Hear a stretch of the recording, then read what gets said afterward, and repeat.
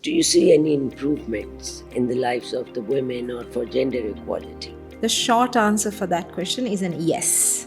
You see women as federal ministers, you see women in the local government becoming mayors. It's a triple win for Pakistan, bringing women to the economy. Women who don't go out to earn are probably smarter. I think this is just a myth. This is a grandmother's tale. 64% of the country are young people. We have the best set of laws. Pakistan is very proud of the Highly fact. legislated country. Why is it these dramas always projecting a woman attacking another woman? We should say औरत औरत का दुश्मन नहीं होना चाहिए. Article 25 clearly says that men and women should be treated equally in this country. Pakistan's politics is captured by the elite. The way they talk about women politicians, the way they report violence against women cases, but all of the media is not sensitized, unfortunately. We see that there is light at the end of the tunnel.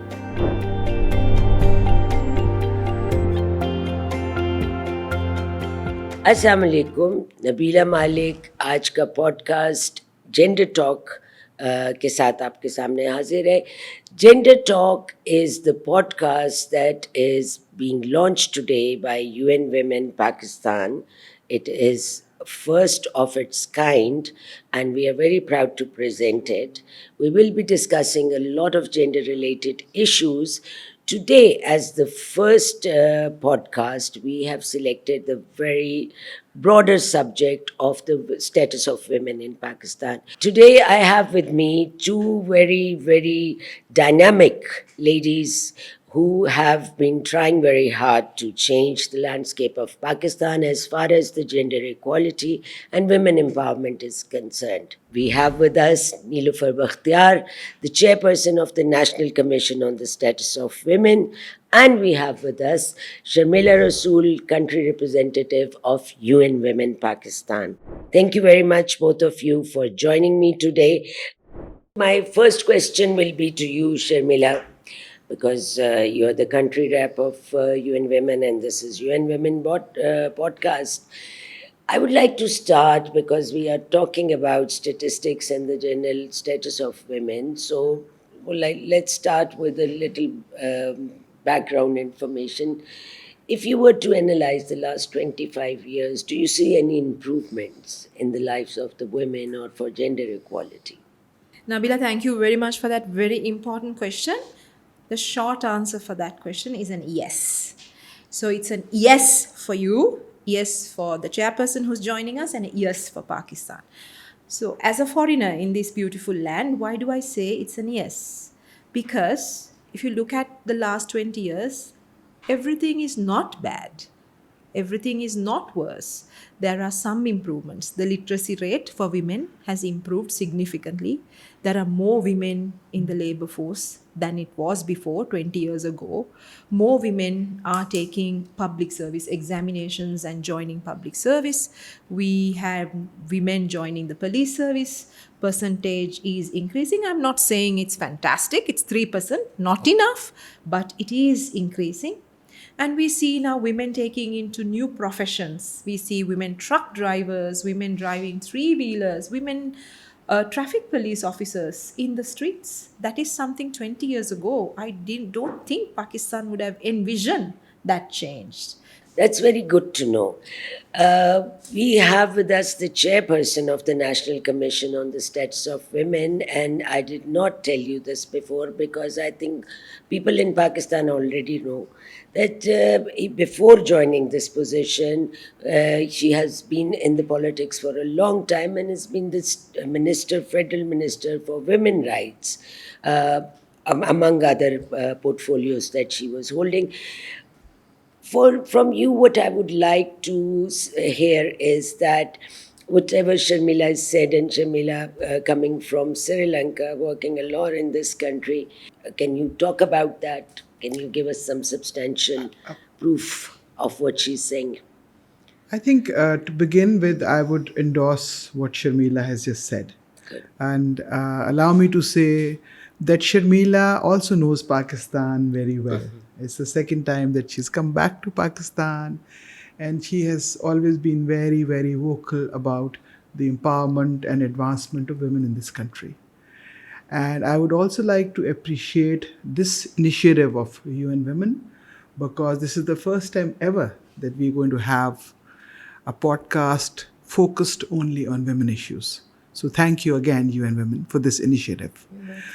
Yes, Nabila, I think women have come a long way, because I have been an activist in this country for the past many decades now. And I remember the times when we used to be standing in front of the Parliament of Pakistan protesting for a repeal of various legislations in the country, for reservation of seats in the Parliament of Pakistan, for a quota in government service. All that has eventually happened. And you see women as federal secretaries today, you see women as federal ministers, you see women in the local government becoming mayors, becoming women councillors who are extremely effective at the local body level. So it's women everywhere in every field of life. I would say that statistics may not appear too glamorous. I agree. But the real fact is that the women of Pakistan today are much more confident. They come up, they go to the police stations, they report if there is a crime against them, they stand up against their own families if they have to, for the protection of their rights. So this is a completely changed atmosphere. And then the media is so vibrant in Pakistan today. Very, very supportive. The structure of the law enforcement agencies has changed. Judiciary looks at us differently now. So I think we have made progress. Good to hear that. You mentioned, it's interesting, you mentioned statistics. As the Commission's chair, are you doing something to have authentic, credible statistics on gender or women issues? Is there any initiative like that at the NCSW? Look, this is a big challenge for this country and for many countries, developing countries like Pakistan, that they do not have gender disaggregated data available. And if it's available, it's not authentic, it's not verified. And as government of Pakistan, we cannot share any data which is not authentic. So thanks again to UN Women. They helped us 2 years ago, and we now have a national gender data portal housed at our headquarters here in Islamabad. We have 10 thematic areas, we have 163 indicators. I will not say that we have it all, but gradually and slowly we have made a lot of progress. And we have reached out to all the provinces, Azad Kashmir, Gilgit Baltistan, and to the higher levels, when we reach out, we ask them for help and support. Low levels, we are training them to collect this data and transfer that data to the National Commission on the Status of Women. So it's an entire process that we are working with UN Women, and with their support, I think in the next few years, everything will be straightened up. And then the world gender indices, which are ranking Pakistan extremely low today, will have to revise their reporting mechanism. Right. So we heard about the National Gender Data Portal, and that sounds very interesting. If you were to pick, what are the areas that you covered? She mentioned briefly, since it's in partnership with UN Women. Would you like to elaborate on that? And then coming to the two most important topics in that, and why do you think they are important? At the moment, we are navigating in Pakistan without a compass. This is our compass to find where are the improvements and where are the problems. So we can copy the improvements and scale it up and address the problems when it has to be addressed, not in 100 years. Yes. So this is the compass. Now, what has the compass done so far? We have released the first summary report, Status of the Woman Can Be Reported. So this compass tells us on 10 different areas What is the current status of Pakistan? Of these 10 areas, these 10 areas were selected together with the chairperson and under her guidance, talking to many community members across Pakistan in all its provinces and regions. Yeah. And we came up with these 10 areas. And these 10 areas are naturally touching on all women and girl children of this country. Yeah. So, but the 10 areas, as you said, it's a bit wide. Right. So, if we were to pick where Pakistan needs to accelerate, my take would be in three areas. First would be the women economic empowerment, Okay. because more women in the economy makes the woman stronger, makes her autonomous, independent financially. She can then contribute to herself, her family, her community, her nation. So it's a triple win for Pakistan, bringing Yeah. women to the economy. Second area that I would like Pakistan to give a push acceleration would be to reduce the evils against the women. There are two evils in every country. My country, the same in Pakistan, all South Asian countries suffer from this evil. It is discrimination and violence. Violence is in fact a manifestation of discrimination. So these two evils need to be eradicated completely. So that's the second area that I would like to focus. The third area, which is an area of a catalyst, which can act as a catalyst, is women leadership, women participation, be it in politics, be it in the economy, be it in governance, be it in the public, private sector, whatever the sector that woman chooses, her sector, her participation, her leadership. So those are the three top areas that Pakistan should focus and I think needs acceleration. I think I agree, but let's ask the chairperson. Do you, number one, agree with this prioritization of topics, and more what I'm more interested in finding out are your views on. I've heard women say that ever since women have gone out to earn money, they have doubled their burden, and women who don't go out to earn are probably smarter. What do you say to that, and where does that come from? Why would women start thinking like that? I think this is just a myth. This is a grandmother's tale. Women in the past were advised just to stay within the four walls of their homes, not to get out, norms, traditions, taboos. Sometimes they use religion as a barrier. All kinds of tactics are used so that women do not leave their homes. Now, the important part is that who is now going to earn the bread?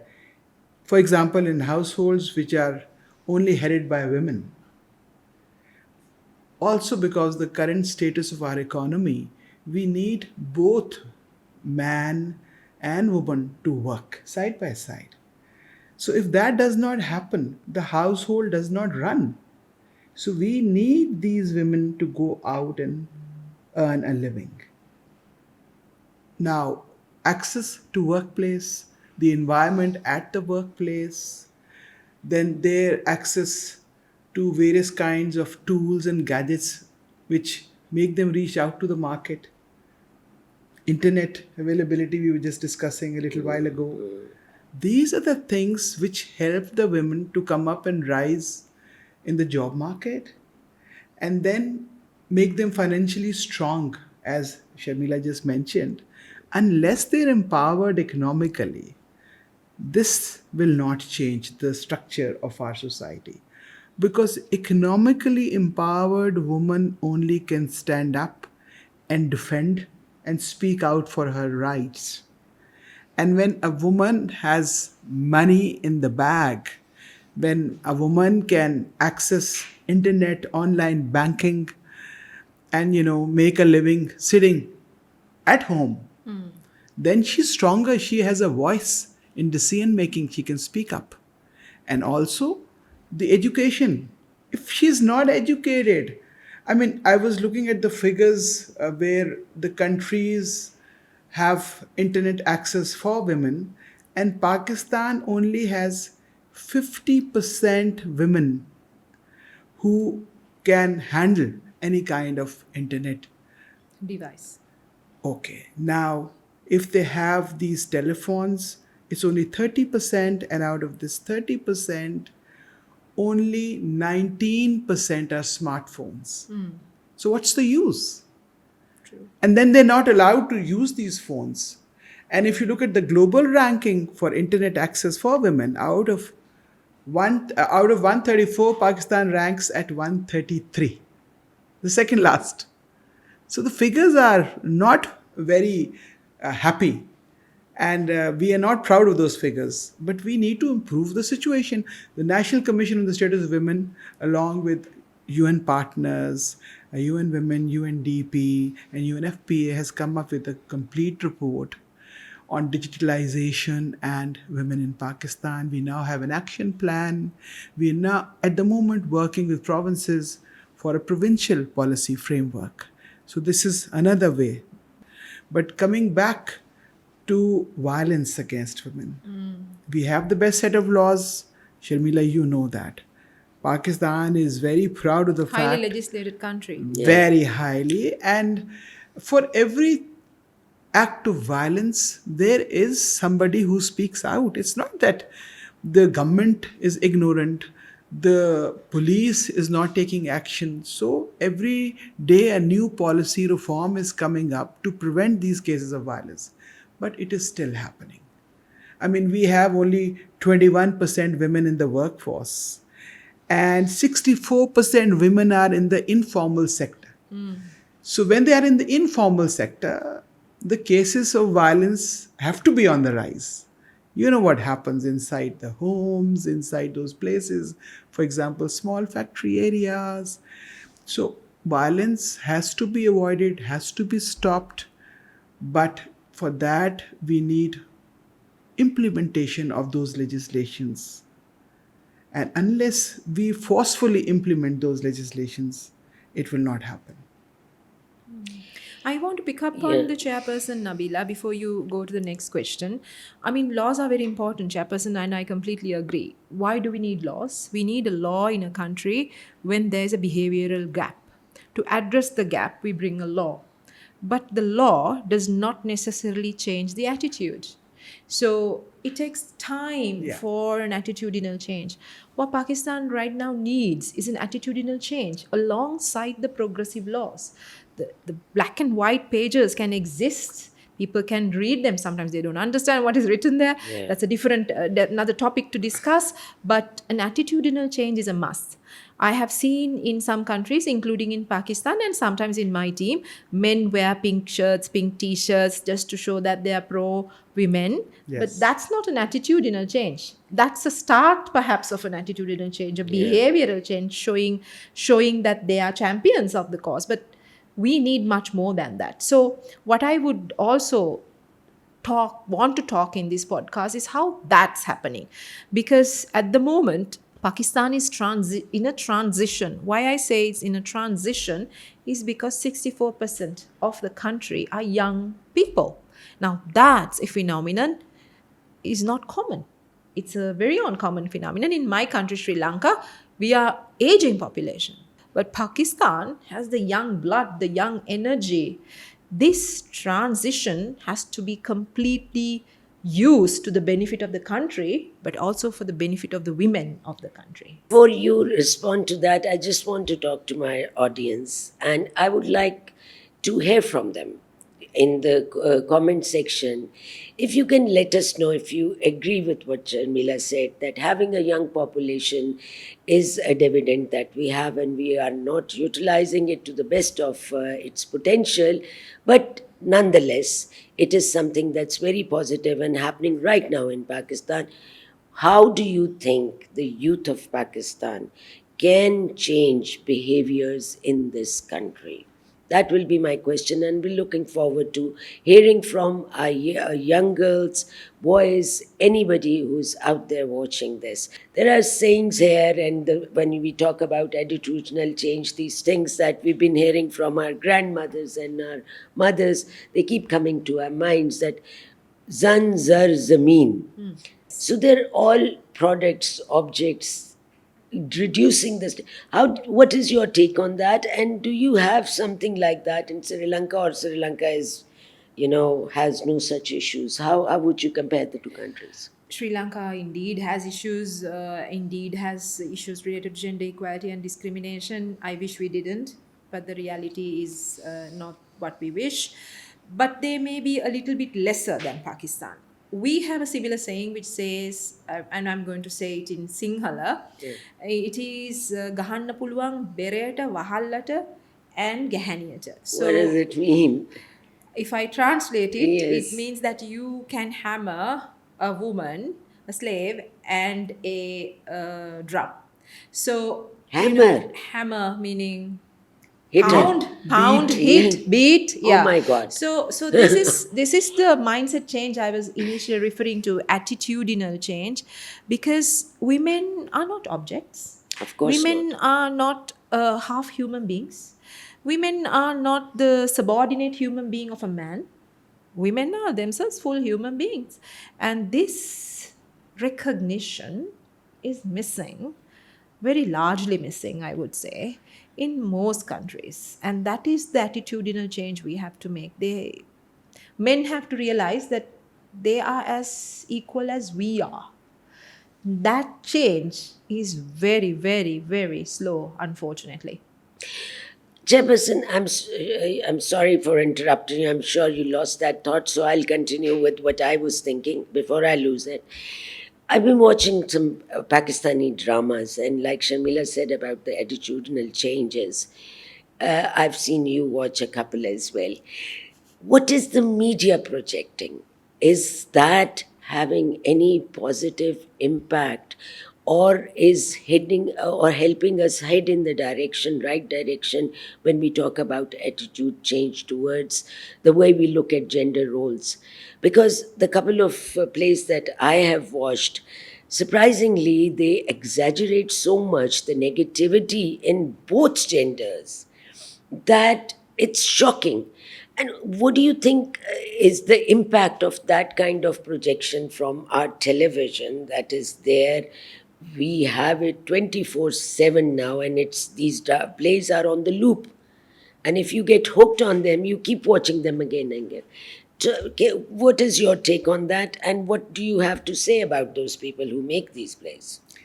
And Nabila, it's not just the plays, it's the entire media thing. I would talk about the shows, the talk shows, even the talk shows where they have political discussions, the way they talk about women politicians, the way they report violence against women cases.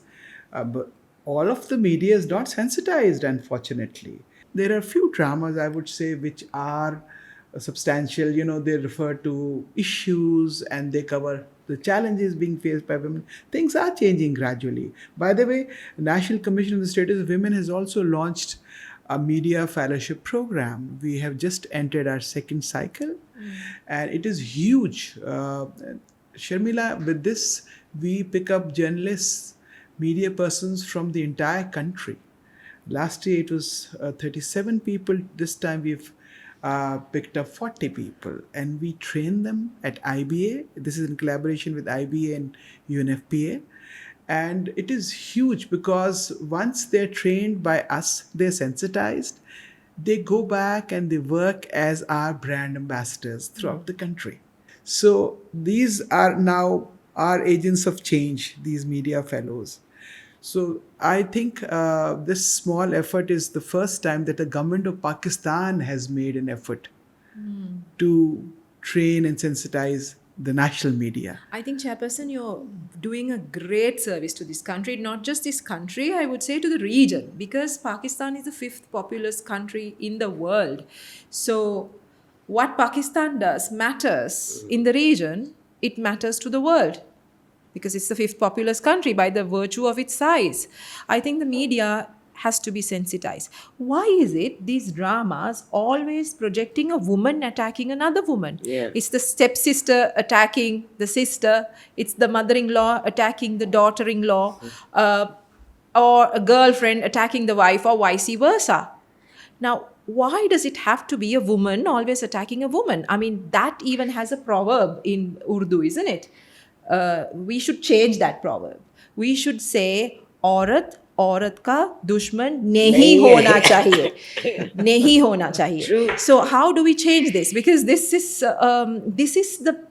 the side of the woman. Okay, the men are treating women badly, but should women also treat women badly? No, the interesting part is, Sharmila, I have lived in Pakistan all my life, seen women all around me, different classes. You know, you interact with different levels, at different levels with different people. I have not seen that in real life. My question was that when you exaggerate just to get rating, what is the impact of it? The same behavior change is actually going in the wrong direction, because you are probably setting up examples that this is also an okay behavior. I think it has a huge impact. I Yeah. can give you an example from a colleague in my team who's now going to become a mother in law very soon. And she is really struggling to move away from the typical stereotype mother in law. It's a conflict in her head, and she tells me that I'm watching dramas to see how not to do what she should be doing as a mother in law. So I think it's a huge impact. It does, definitely. I totally agree with you. And like you said, I think sensitizing media is a very smart move. Media it reaches out and it spins out of control with negative message. It can damage as much as with positive messages it can Absolutely. improve. So another thing that we would briefly touch upon, although it's a huge topic, is women leadership. Chairperson, I would like to ask you, because you have been in politics for long, you've held very important positions at federal minister and all. Do you see improvement in the lives of women politicians? What are the major issues? How can they be improved? Just very briefly, just to give us the sense of where we are heading and what's happening right now. You see, it wasn't easy to get so many women in the parliament. And then we had to have this legislation for 17% reserve seats, which was a very lengthy process. Finally, we got them there, 33% in the local government. So the entire process took us many, many years. When finally it happened, we thought we will have them there only for about 2 rounds of elections. And then they would get independent enough and confident enough to contest general elections. But unfortunately, it happened in 2002, and till date, we have those reserve seats. And almost the same women keep on coming back on those reserve seats. So I fear that when these women come on reserve seats, they do not have the women's agendas as their priority. They always have to look up to the party leadership for the party agendas, which is something important as well. Yeah. But at the same time, when they come on reserve seats, they don't contest general elections, they should talk about the women issues. And there's so many of these in this country, one. But otherwise, if you see, I think they've made progress. Even today, we have a finance minister who's a female. She was our first state bank governor many years ago. So she's a very fine woman. And there are many others. We can go on taking names who have made progress and they've created impact on the lives of women in Pakistani politics. If we just have women who have no background, who have no actual knowledge about how to conduct themselves with political business, it means nothing to us, to the women of Pakistan. And unfortunately, most of these women, when they come up in these positions, they're very insecure. Unfortunately, Shamila, you must have seen this in many other areas of work also. You see that women, when they come on these top positions, they are very insecure. It's because of the insecurity they face as children, maybe in their families, and they just learn to look after themselves. So when you said औरत औरत की दुश्मन नहीं है, They have to, when they go up, they have to hold the hands of women who are down below. Absolutely. And bring them up as well. Don't pull the ladder. Yes. Leave the ladder for the others to climb. Exactly. Pakistan's politics is captured by the elite. Totally. And this is not helpful for the country because the talents are elsewhere.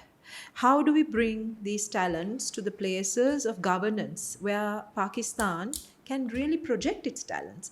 Because the local government system in this country does not work. Therefore, there is no leadership pipeline developed so that new blood can come in, new thinking can come in. We don't want a stagnation of the thinking. So this cycle needs to change, Chairperson. And I think I don't want to give a totally negative spin on this, although it is negative, to be very honest and frank. There is something positive that has happened very recently. The current speaker has launched what is called a common gender manifesto for all the parties. And that document will be launched. I mean, it's launched already, not officially launched. It will be officially launched very soon.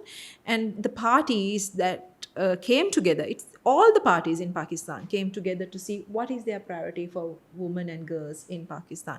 So that's creating some ripple effect. I hope that it will be real. The effects or the ripple effects will not just stay in the house of governance. It will move to the people on the ground. I hope and so Nabila too. is now Absolutely. really looking Yes. angry because she wants to ask the question. I want to ask the question. I'm sorry, but imagine I'm your fairy godmother. I'll grant you one wish and I'll grant you one wish. To change the status of women in Pakistan, to make it better, what is the one thing that you wish for right now? I want women to stop producing children. Oh my God. My major concern right now is that this country is overpopulated. Yeah, so And this is one number of area children. where we've not worked enough. No government Okay, in the family past planning. has taken serious notice of this issue, and this is a huge challenge. Absolutely, because I think the more the population is, the issues become bigger and impossible to handle. Your one wish. Okay, I'm going to grant you that, by the way.